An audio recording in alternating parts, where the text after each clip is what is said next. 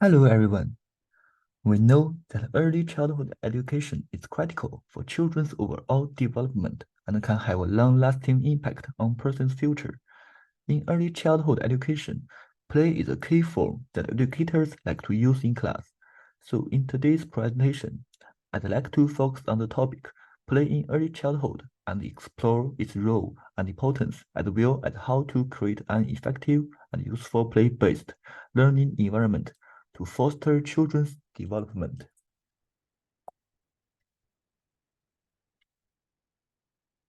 In early childhood education, play-based learning has been recognized as a meaningful tool for children's development. From a developmental perspective, play-based learning aligns seamlessly with established developmental theories and resonates with important milestones in children's growth. DeLuca and other scholars have emphasized that play-based learning is important for the various stages of children's development and their evolving needs. Additionally, they acknowledge that play itself evolves alongside the children as they grow and mature. Apart from that, play-based learning also aligns closely with Piaget's stages of cognitive development. Piaget proposed that children progress through different stages of cognitive growth, and play-based learning naturally corresponds to these stages. For example, exploring objects, grabbing, and playing with toys are play-based activities that help children acquire object permanence and sensory motor coordination throughout the sensory motor period. Kiras and his colleagues also stated that play-based learning is beneficial for children's cognitive development. They affirmed that play-based learning supports children's progress through sensory-motor, pre-positional, concentrate operational, and formal operational stages. They acknowledged that during the process, as children's cognitive abilities changed, the way they play would also change.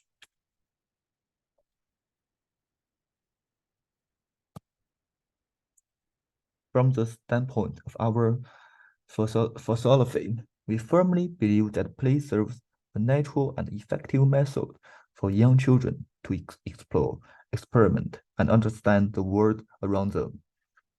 Through the process of play, children's curiosity about this world and their surroundings will be fostered,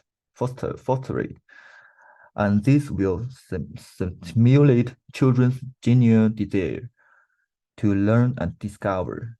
This perspective aligns perfectly with Pan's statement, as it emphasizes that play is crucial to fostering children's love for learning.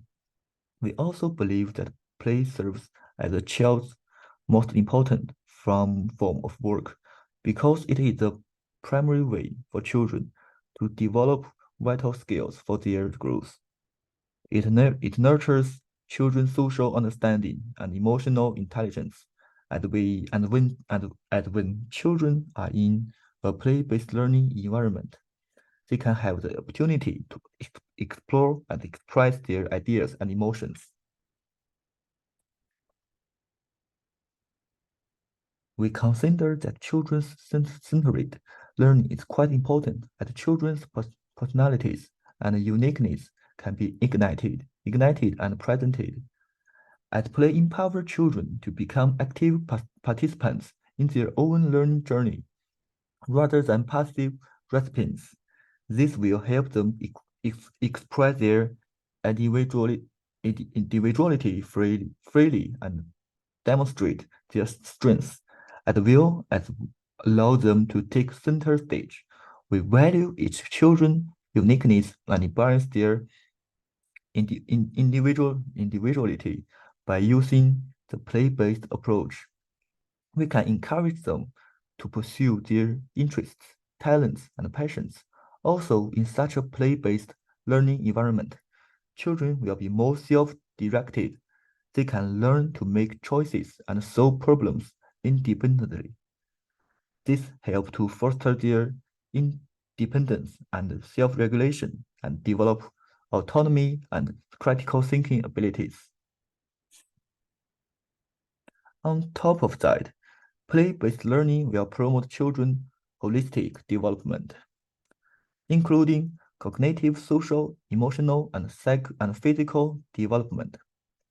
We believe that all these developmental aspects are interconnected through play. The development of these aspects will be balanced. In addition, we think the play-based approach helps prepare children for lifelong learning. It goes beyond the early years and sets the foundation for continued growth and adaptability. Next, let's delve deeper into how play-based learning promotes holistic development across cognitive, social, emotional, and physical domains. In terms of cognitive development, a play-based approach develops children's ability in problem solving and critical thinking.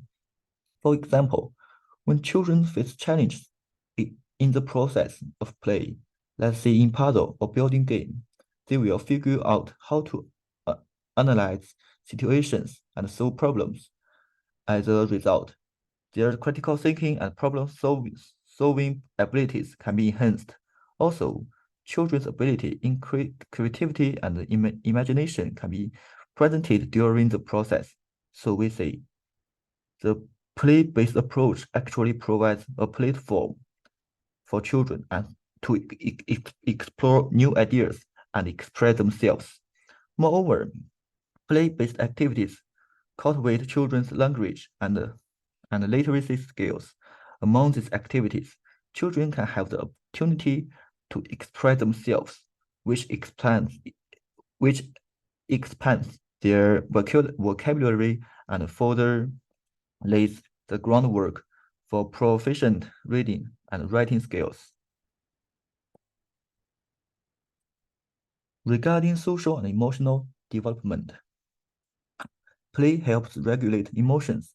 It creates a safe environment for children to navigate and manage their emotions, to enhance their ability to express emotions in more effective way. It also helps children with empathy and perspective talking. According to Pan, when children are involved in play, the interactions between them can foster understanding and efforts towards others, promote healthy social relationship development. What's more, it's common when conflicts happen during the process of play. So in such a scenario, children can have the chance to learn conflict resolution skills. Further, encouraging the development of effective communication strategies.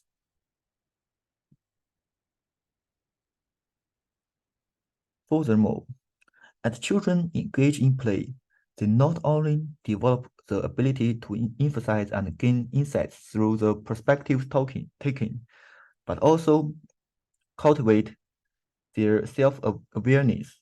They become more attuned to their own feelings and those of their peers. Next, let's move on important role of play in physical development. Play-based activities will improve children's motor skills.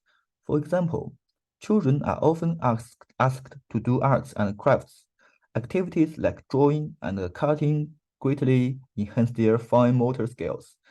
Through creative tasks, children can refine their dexterity and coordination, which is quite beneficial for them. In outdoor activities, children's gross motor skills can be improved. When engaging in active play, children can build strength, balance, and coordinations. More importantly, play-based activities are helpful in nurturing strong relationship between children and educators. Play-based learning forms strong bonds between children and their peers, as well as between children and educators. When positive relationships are fostered, Children will feel secure and supported. They will fully feel a sense of belonging, which will be helpful for their learning outcomes. So it's fair to say that play can create a secure foundation for learning. Additionally, play can provide a secure emotional base because feeling safe emotionally allows children to explore confidently. Also, emotional security is essential for risk-taking and the development of independence. Since, since we have emphasized the role and importance of play-based learning, next, I'd like to talk about how to create an ideal learning environment through play.